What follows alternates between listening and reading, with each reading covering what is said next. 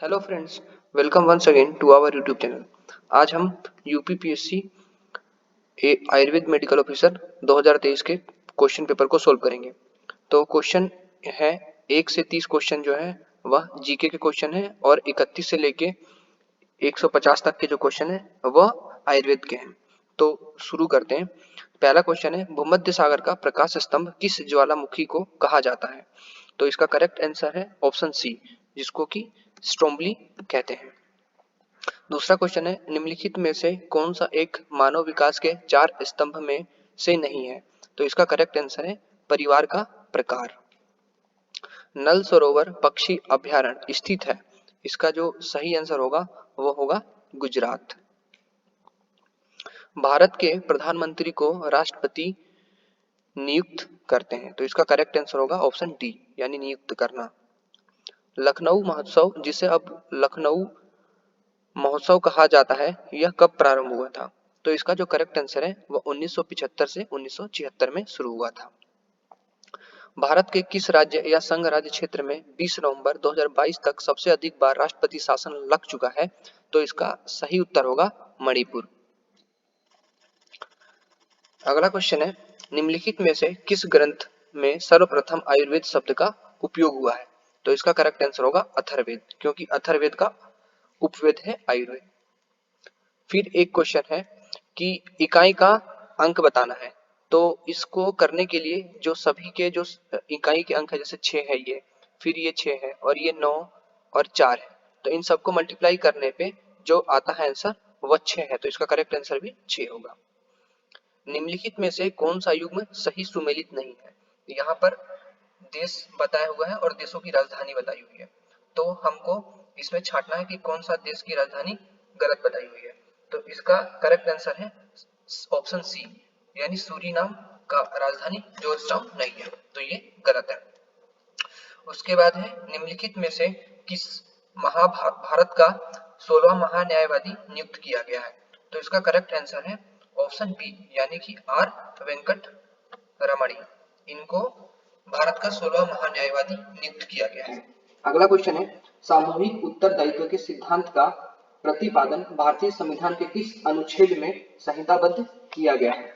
तो इसका correct answer है ऑप्शन सी, यानी अनुच्छेद 75 का थर्ड पार्ट। निम्नलिखित राज्यों में से किसमें अनुसूचित जनजाति के प्रशासन हेतु छठी अनुसूची के प्रावधानों को लागू नहीं किया गया है? तो इसका करेक्ट आंसर है ऑप्शन सी, यानी कि नागालैंड।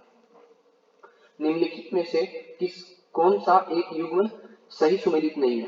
तो इसका करेक्ट आंसर है बुक्सा जनजाति, जो कि केरल में नहीं मिलती है। तो गद्दी जो जनजाति है वह हिमाचल प्रदेश में मिलती है, मुंडा झारखंड में मिलती है, थारू उत्तर प्रदेश में, लेकिन बुक्सा जो है वह केरल में नहीं मिलती है, तो यह सही सुमेलित नहीं है। अगला क्वेश्चन है, पर्यावरण अखंडता और सामुदायिक स्वास्थ्य प्रारूप का प्रस्ताव किसने दिया था? तो इसका करेक्ट आंसर है रेडमैन ने दिया था। निम्नलिखित में से कौन सा एक अधात्विक खनिज नहीं है? तो इसका करेक्ट आंसर है क्रोमाइट। क्रोमाइट जो है वह अधात्विक खनिज नहीं है। आगे बढ़ते हैं, निम्नलिखित में से कौन सा एक पर्यावरणीय क्षरण का कारण नहीं है? तो इसका सही आंसर है सहज रहन सहन का प्रतिरूप। इसकी वजह से पर्यावरण क्षरण नहीं होता। बाकी और जो कारण जैसे नगरीकरण है, increasing corporate power, use and throw away model, इनसे जो है पर्यावरण क्षरण होता है। आगे देखें, हड़प्पा सभ्यता का निम्नलिखित में से कौन सा पूरा स्थल उत्तर प्रदेश में अवस्थित है? तो इसका करेक्ट आंसर है हुलास, यानी ऑप्शन ए। प्रथम पंचवर्षीय योजना में उत्तर प्रदेश की वार्षिक वृद्धि दर क्या थी? तो इसका करेक्ट आंसर है ऑप्शन सी, यानी 2%। सुगम्य भारत अभियान किससे संबंधित है? तो इसका करेक्ट आंसर है ऑप्शन सी, यानी दिव्यांगजन। रेस्पिरिन दवा किससे निकाली जाती है? तो रेस्पिरिन जो दवा है वो रावोल्फिया सर्पेंटिना यानी सर्पगंधा से निकाली जाती है। भारत में प्रथम इस्लामिक साम्राज्य स्थापित करने का श्रेय किसे दिया जाता है? तो ऑप्शन सी, यानी घोर के मोहम्मद को। आगे देखें तो सिपरी ईयर बुक 2022 के अनुसार किस देश के पास सर्वाधिक परमाणु हथियार है? तो इसका करेक्ट आंसर है ऑप्शन ए, यानी रूस। सितंबर 2022 में निम्नलिखित में से कौन भारतीय हॉकी फेडरेशन का निर्विरोध अध्यक्ष चुना गया? तो इसका करेक्ट आंसर है ऑप्शन ए, यानी दिलीप तिर्के। निम्नलिखित में से किसने सर्वप्रथम इकोसिस्टम शब्द दिया था? तो इसका करेक्ट आंसर है टेंसले। टेंसले ने सर्वप्रथम इकोसिस्टम शब्द चयन किया था। इसके बाद किस राज्य में आय अधिक है परंतु मानवीय विकास निम्न है, तो इसका करेक्ट आंसर ऑप्शन ए यानी हरियाणा। आगे देखें तो क्वेश्चन नंबर 26 में स्वांतो पोम्बे जिन्होंने चिकित्सा में 2022 का नोबेल पुरस्कार जीता वो किस देश से संबंधित है, तो इसका करेक्ट आंसर है ऑप्शन सी यानी कि स्वीडन। फल जिसमें सर्वाधिक लौह तत्व पाया जाता है, तो इसका करेक्ट आंसर है करौंदा, जिसमें सबसे ज्यादा लौह तत्व पाया जाता है। मौर्य काल में सदैव राजा के पास रहने वाले विष परीक्षक वैद्य को निम्नलिखित में से क्या कहा जाता था, तो इसका करेक्ट आंसर ऑप्शन सी यानी जांगलीवी। राष्ट्रीय पंचांग कब स्वीकार किया गया था, तो राष्ट्रीय पंचांग इसका करेक्ट आंसर है ऑप्शन डी यानी कि 22 मार्च 1957 को यह राष्ट्रीय पंचांग स्वीकार किया गया था। आगे देखें तो भोजन को संग्रहित करने के डिब्बे की इलेक्ट्रोप्लेटिंग में किस धातु का प्रयोग किया जाता है, तो इसमें प्रयोग किया जाता है एसएन यानी टीन का प्रयोग किया जाता है। यहां तक थे जीके के क्वेश्चन। आगे जो है प्रश्न वह है आयुर्वेद से रिलेटेड, तो आइए शुरू करते हैं आयुर्वेद से रिलेटेड क्वेश्चन आंसर। तो क्वेश्चन है सुश्रुत के अनुसार अधिजीवा व्याधि है दंतगत, तालुगत, जीवागत या कंठगत, तो इसका करेक्ट आंसर है कंठगत। आगे बढ़ते हैं सूतिका 10 मूल के घटकों में किस पंचमूल का वर्णन है, तो इसका करेक्ट आंसर होगा लघु पंचमूल। आगे है कॉपर टी 200 बी को कितने समय में बदलना चाहिए, तो इसका करेक्ट आंसर होगा 3 साल यानी 3 साल में इसको बदलना चाहिए। फिर आगे है मानव नेत्र के लेंस का डायमीटर होता है, तो इसका जो करेक्ट आंसर है वो 9.3 से 10 mm। चरक के अनुसार निराग्नि स्वेद की कुल संख्या, बहुत सिंपल क्वेश्चन है 10। क्षुध पिपासा जरा मृत्यु आदि व्याधियां वर्गीकृत है किसमें, स्वभावल प्रवृत्त व्याधि। आगे चरक द्वारा किसको अपस्मार, कामला और ज्वर नाशक बताया गया है, बहुत सिंपल क्वेश्चन है पंचगव्य घृत को। एपिस्पोडियासिस क्या होती है, एपिस्पोडियासिस का मीनिंग है कि जो यूरेथ्रा होता है वो कंजेनाइटली प्रेजेंट होता है अपर सरफेस ऑफ पेनिस, तो इसको कहते हैं एपिडियासिस। आगे देखें तो चरक संहिता के अनुसार तेल स्नेहपान का निर्दिष्ट ऋतु कौन सी है, तो प्रावृत ऋतु में तेल का पान करना चाहिए।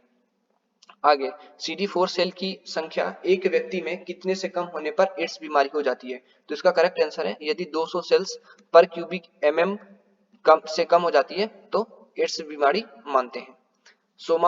सोमनाम्बुलिज्म होता है, क्या होता है सोमानम्बुलिज्म, वो होता है नींद में चलने की बीमारी यानी स्लीप वॉकिंग। उसके बाद है आचार्य के अनुसार कर्पादियो सुप्ता दाह मुक्त तालु कंठशोष विस्त्र शरीर गंध किस व्याधि का पूर्व रूप है, तो इसका करेक्ट आंसर है प्रमेह।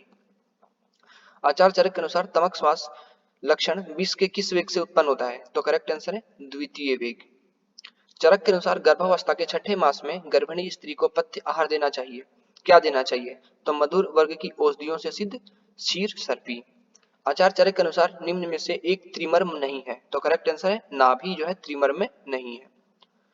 आचार्य सुश्रुत के अनुसार मानव शरीर के कोष्ठ में कितनी पेशियां होती हैं, तो टोटल 66 पेशियां कोष्ठ में होती हैं मानव शरीर में। प्रतानवती किसका प्रकार है, तो वो प्रतानवती स्नायु का भेद है। संस्थान किसको कहते हैं, तो संस्थान लिंग को कहते हैं। सुश्रुत के अनुसार कुष्ठ विसर्प का अधिष्ठान कौन सी त्वचा है, तो वेदनी जो त्वचा होती है वो कुष्ठ और विसर्प की अधिष्ठान है। ध्वनि के प्रति सचेत होना बच्चे में किस प्रकार का माइलस्टोन है, तो लैंग्वेज माइलस्टोन यानी कि भाषिक माइलस्टोन होता है यह। आगे आचार्य के अनुसार कुटज फलादि घृत का प्रयोग किस व्याधि में किया जाता है, तो रक्त अर्श में यदि शूल होता है तो कुटज फलादि घृत का प्रयोग किया जाता है। आचार्य सुश्रुत के अनुसार मानव शरीर में अस्थियों के कितने प्रकार हैं, तो कपाल, रुचक, तरुण, वलय, नलक, ये कुल मिला के 5 भेद अस्थियों के बताए हैं। माधव निदान के अनुसार सेती कर्तव्यातक लक्षण किसका है, तो इसका करेक्ट आंसर ऑप्शन बी यानी कि निदान को सेती कर्तव्यातक माधव निदान में कहा गया है। आचार्य के अनुसार सने में है, तो सने में जो है वो कफज प्रमेह का एक प्रकार होता है। योगराज औषधि का प्रयोग किस व्याधि में किया जाता है, तो इसका करेक्ट आंसर ऑप्शन सी यानी पांडु में किया जाता है। चरक के अनुसार रोमांतिका व्याधि का क्या कारण है, तो चरक के अनुसार रोमांतिका व्याधि का कारण जो है पित्त और कफ, इसका करेक्ट आंसर है ऑप्शन ए। आचार्य के अनुसार जीवंत्यादि घृत का प्रयोग किस व्याधि की चिकित्सा में किया जाता है, तो इसका करेक्ट आंसर है ऑप्शन डी यानी राजक्षमा। चरक के अनुसार निम्न में से किस व्याधि का पूर्व रूप अव्यक्त है, तो अव्यक्त जो है वह 2 व्याधि में मिलता है, वात व्याधि में और उरक्षत में, तो करेक्ट आंसर ऑप्शन बी यानी उरक्षत। अधोलिखित में कौन सा द्रव शास्त्र पायना के लिए प्रयोग नहीं होता, तो क्षार, उदक और तेल का प्रयोग तो करते हैं और घृत का नहीं करते हैं, तो करेक्ट आंसर है ऑप्शन डी यानी घृत। आचार सुश्रुत द्वारा निम्नलिखित में से ज्वर का कौन सा लक्षण वर्णित नहीं है? तो इसका करेक्ट आंसर है अग्निमांद्य। स्वेदारोप, संताप, सर्वांग्रहण, ये तीन जो है वो ज्वर के लक्षण है, लेकिन अग्निमांद्य ज्वर का लक्षण सुश्रुत ने वर्णित नहीं किया है। अधोलिखित में से किस व्याधि में रोमसिंग साइन मिलता है? तो इसका करेक्ट आंसर है एक्यूट अपेंडिसाइटिस, यानी कि ऑप्शन डी इसका करेक्ट आंसर है। आगे देखें तो आचार सुश्रुत के अनुसार कर्ण रोग की सामान्य चिकित्सा में निम्नलिखित में से किसका प्रयोग नहीं करते? तो इसका करेक्ट आंसर है ऑप्शन सी, यानी कि कर्णमूरण कर्ण रोग की सामान्य चिकित्सा में सुश्रुत ने बचाया नहीं है। रसायन, घृतपान और ब्रह्मचर्य और अकथन, यानी बोलना नहीं चाहिए, ये जो है कर्ण रोग की सामान्य चिकित्सा है। आचार चरक के अनुसार त्रिफलादि तेल का प्रयोग किस व्याधि में किया जाता है? तो इसका करेक्ट आंसर है ऑप्शन डी, यानी कि अपस्मार में त्रिफलादि तेल का प्रयोग आचार चरक ने बोला है करने के लिए। रक्त समूह एबी में सीरम में कौन सा एंटीबॉडी उपस्थित रहता है? तो एबी में दोनों एंटीजन ए और बी दोनों रहते हैं, पर कोई भी एंटीबॉडी नहीं रहता है। तो इसका करेक्ट आंसर है ऑप्शन ए। इसीलिए एबी जो ब्लड ग्रुप है वह ब्लड ग्रुप जो है वो किसी से भी ब्लड ले सकता है, परंतु केवल एबी को ही दे सकता है। और ओ जो है यूनिवर्सल डोनर है और एबी जो है यूनिवर्सल एक्सेप्टर ब्लड ग्रुप माना जाता है। उसके बाद देखें हम तो आचार सुश्रुत के अनुसार मधु की जातियां हैं। तो आचार सुश्रुत के अनुसार मधु की जातियां हैं 8। आचार सुश्रुत के अनुसार वायु अग्नि धारण किसका कार्य है? तो इसका करेक्ट आंसर ऑप्शन डी, यानी पुरीस। इंटरस्टिशियल लंग डिजीज में प्राधान्यता किस द्रव्यों से चिकित्सा की जाती है? तो उसका करेक्ट आंसर है ग्लूकोकोर्टिकोइड। आगे देखें चिलचिम मछली का सेवन दूध के साथ क्या है? वीर्य विरुद्ध। करेक्ट आंसर वीर्य विरुद्ध, क्योंकि मछली चिलचिम उष्ण वीर्य है और दूध जो है शीत वीर्य है। सुश्रुत के अनुसार किस शिरोरोग में शिरोविरेचन नहीं करना चाहिए? तो इसका करेक्ट आंसर है क्रिमिज शिरोरोग। औलूक्य दर्शन किसका पर्याय है? तो औलूक्य दर्शन वैशेषिक दर्शन का पर्याय बताया हो गया है। डैश निमित्त स्थौल्य कार से च, तो रस निमित्त एवं स्थौल्य कार से च। सोवारिक्पा सिस्टम ऑफ मेडिसिन को किस सन में सीसीआईएम में शामिल किया गया? तो इसका करेक्ट आंसर है ऑप्शन बी, यानी कि 2012 में सोवारिक्पा को एनसीआईएसएम में शामिल किया गया। आचार चरक के अनुसार गोमूत्र हरितकी का प्रयोग किस व्याधि की चिकित्सा हेतु किया जाता है? तो इसका करेक्ट आंसर है ऑप्शन ए, यानी पांडु में इसका प्रयोग किया जाता है। शल्य चिकित्सा द्वारा किस अंतःस्रावी ग्रंथि को निकालने से नेल्सन सिंड्रोम होता है? तो इसका करेक्ट आंसर है ऑप्शन ए, यानी कि एड्रेनलिन ग्रंथि को निकालने से नेल्सन नामक व्याधि होती है। सुश्रुत के अनुसार क्षीण आर्द्र दृष्टि में डैश दोष होता है? तो इसका करेक्ट आंसर है वात और पित्त। वात और पित्त जो है वह क्षीण आर्द्र दृष्टि में होता है। सुश्रुत संहिता में वर्णित पथ्यादिवर्ती का रोगाधिकार है? सुश्रुत संहिता में वर्णित पथ्यादिवर्ती का रोगाधिकार है सर्वनेत्र रोग। आचार सुश्रुत के अनुसार मूषक वित्त का अधिष्ठान है? ऑप्शन बी, यानी शुक्र। बार्टर सिंड्रोम किस शरीर अवयव से संबंधित व्याधि है? तो इसका करेक्ट आंसर है वृक्क, यानी किडनी से संबंधित व्याधि है। शिरा आयाम अंग गौरव पूर्व रूप किसका है? शोथ का, ऑप्शन सी। आचार चरक के अनुसार मधुदक पान का विधान किस व्याधि में किया गया है? ऑप्शन सी करेक्ट आंसर, यानी प्रमेह। अष्टांग हृदय के अनुसार निम्न में से कौन सा रोगी अनुपान के योग्य नहीं है? तो इसका करेक्ट आंसर है ऑप्शन बी, यानी श्वास का रोगी अनुपान के योग्य नहीं है। रस रत्न समुच्चय के अनुसार इनमें से कौन सा कथन सही नहीं है? तो मुक्ता का शोधन इसका क्वेश्चन है रस रत्न समुच्चय के अनुसार इनमें से कौन सा कथन सही है? तो सही कथन है मुक्ता का शोधन जयंती रस से किया जाता है। तो ऑप्शन बी इसका करेक्ट आंसर है। आचार सुश्रुत के अनुसार पांडुरोग के कितने भेद हैं? तो आचार सुश्रुत के अनुसार पांडुरोग के भेद 4 हैं और चरक के अनुसार 5 हैं। चरक ने मृतिका भक्षण जन्य पांडु मानी है, लेकिन सुश्रुत ने मृतिका भक्षण जन्य पांडु नहीं मानी है। आगे देखें तो स्पर्मेटोजेनेसिस प्रक्रिया पूर्ण होने में कितना समय लगता है? तो इस ऑप्शन बी 74 दिन का समय लगता है। आत्मपूजक किसका लक्षण है? आसुर सत्व का लक्षण है। अष्टांग हृदय के अनुसार कफज रोगों में नस्य का प्रयोग कब करना चाहिए? तो प्रातः काल में कफज रोग में नस्य देना चाहिए। आचार चरक के अनुसार शुद्ध वेदुरी विमला किस छाया का लक्षण है? तो इसका करेक्ट आंसर ऑप्शन सी, यानी कि आम्बसी छाया। आगे सारंगधर के अनुसार नस्य धारण की आयु क्या है? तो इसका करेक्ट आंसर है ऑप्शन डी, यानी 8 साल के बाद नस्य कराना चाहिए। आगे देखते हैं काश्यप संहिता के अनुसार राजदंत है।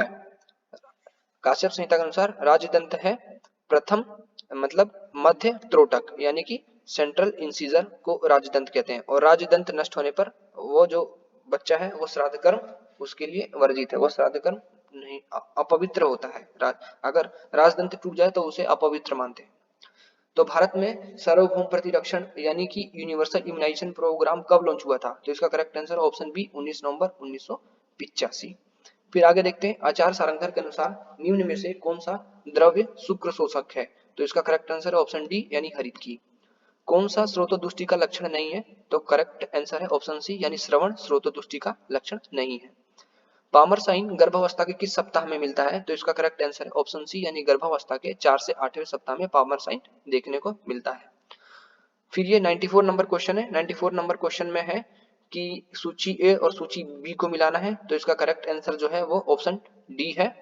तो इसको एक बार आप लोग देख लीजिए। फिर आगे 95 नंबर क्वेश्चन है। 95 नंबर क्वेश्चन में है कि योग रत्नाकर के अनुसार कपूर का शोधन करते हैं, किससे करते हैं? तो उसका ऑप्शन है करेक्ट आंसर ऑप्शन बी गोदूग्ध, त्रिफला और भृंगराज से। आगे 96 नंबर क्वेश्चन, चरक के अनुसार हिमवादो घृत का प्रयोग बताया है किसमें? तो करेक्ट आंसर है उन्माद। राष्ट्रीय ग्रामीण स्वास्थ्य मिशन का उद्घाटन कब हुआ था? तो इसका करेक्ट आंसर ऑप्शन बी 12 अप्रैल 2005। कुपिलू की प्रयोग की मात्रा कितनी है? तो कुपिलू की जो प्रयोग की मात्रा है वो बताई हुई है 30 मिलीग्राम से 125 मिलीग्राम, यानी 1/4 रत्ती से 1 रत्ती। आगे है चरक के अनुसार प्रयत्नादि देश चेष्टितम उच्यते, तो इसका सही आंसर है डी यानी प्रयत्नादिकर्म चेष्टितम उच्यते। सिंधु घाटी सभ्यता में किस धातु का अस्तित्व नहीं है? तो इसका करेक्ट आंसर है लोह धातु का अस्तित्व सिंधु घाटी सभ्यता में देखने को नहीं मिलता है। ट्रेकोमा यानी पोथकी किस प्रकार का रोग है? तो इसका करेक्ट आंसर है लेख्य व्याधि है। बालाराम चांगवर्धनम किसके संदर्भ में कहा गया है? बालाराम चांगवर्धनम च्यवनप्राश के संदर्भ में कहा गया है। सुश्रुत के अनुसार शतावरी किस गण के अंतर्गत वर्गीकृत है? तो इसका करेक्ट आंसर है विदारी गंध बंधादि गण। आचार्य वाग्भट द्वारा रोपण अंजन हेतु प्रयुक्त होने वाले द्रव्य हैं।